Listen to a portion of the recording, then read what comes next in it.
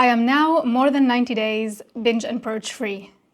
It honestly feels surreal. This is the longest I've ever gone in my recovery, being sober. And honestly, if I would go back and tell myself a year ago that I would be here today, I probably wouldn't believe it.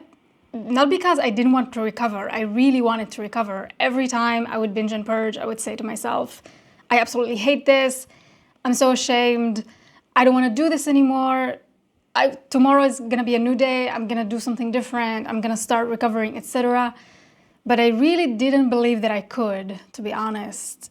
It's been such a long time. And the massive amount of money I used to spend on food, sticking my head into the toilet, watching hours of TV while binging, it all really clouded my mind. And even if I wanted to see that I could do it, I think I just couldn't see because I was busy doing these other things that were destructive. My life was not really headed anywhere, and I was the one taking myself there. And knowing that and facing that filled me with extreme guilt. Every single month, I would wipe my bank account clean in favor of food. And in later years, I even went into debt. I spent hours watching TV while binging. I canceled plans with people in favor of binging. And I missed out on so many opportunities, either friendship, career-wise, because I always favored binging over everything else. When I look back now at myself back then, I actually understand and I don't really judge myself. But in the first couple of weeks of recovery, I used to look back and just feel embarrassed, extreme embarrassment and shame. And I would wonder, how could I have let this go on for such a long time? How could I do this for such a long time? How could I have let myself go into debt over bulimia? Growing up, I was the smart kid, the one with the potential, the one who was destined to do great things with her life. Other people had high hopes and dreams for me. I had high hopes and dreams for myself. And look at me now. My life is a mess. But very quickly, I forced myself to shift this kind of narrative because all it did was make me feel shitty. And I had enough of that for 15 years. I didn't want to go back to that again. Instead, I accepted responsibility. These are the facts. I did this. My life looks this way because of my choices. Yes, cool. Okay, what are we gonna do about it? Just like I caused my circumstances, I can also undo what I did and start fresh. I can either keep judging my past mistakes and put myself down, or I can focus on what I'm doing right now and how I want my future to look like. Which one is it gonna be? One question did keep nagging at me though, the question of how could I have let this go on for such a long time? But instead of constantly repeating it to myself over and over again in a blaming way, I actually get curious about this. How did I let this go on for such a long time? What was going on there? And that's when I started exploring. I started listening to stories from addicts, from people who recovered from different addictions, from people who recovered from bulimia or other eating disorders. I really wanted to understand why we self-destruct, why I was self-destructing for such a long time. And the more I uncovered and the more I started understanding, something became very clear to me.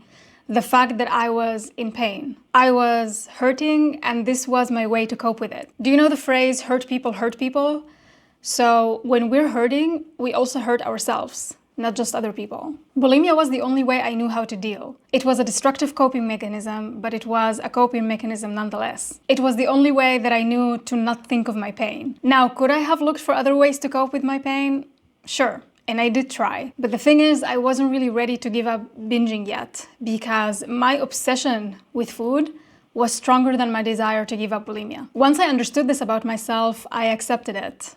And I forgave myself for it because I was ready to put it behind me. When I got curious about what was keeping my bulimia alive, I also realized that a lot of my destructive thought patterns and behavior was learned in childhood, whether through directly having conversations with my parents and them telling me how I should behave and how I should react to things, or either indirectly through watching them behave and react in certain ways. Being around them had a lot of impact on me, as everybody is, right? Like how we grow up and our environment greatly shape us into the adults that we become later on. And so I realized that I had a lot of resentment and a lot of anger towards my parents because I was sort of subconsciously blaming them for the fact that I was struggling. This blame was like a ball and chain tied to my ankle, preventing me from moving forward. And I knew that if I wanted to leave bulimia behind me, I had to cut this chain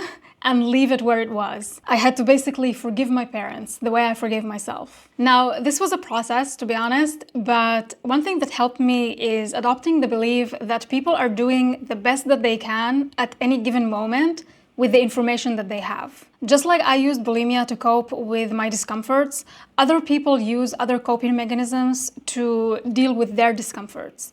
Now, the problem sometimes is that people's coping mechanism can be harmful to other people. So even though I forgave my parents 100% wholeheartedly and fully, I still keep very minimal contact with them. Just like taking responsibility doesn't mean that you're blaming yourself, forgiving someone doesn't mean that you suddenly want to welcome them back in, with open arms, that you are making room for them in your life. It just means that you're choosing to move on from whatever hold they had on you. We decide to forgive people for us, not for them. And it's the same thing with forgiving ourselves. I had a client once who, after I was praising him about doing a positive change in his life, he told me, "I don't deserve praise.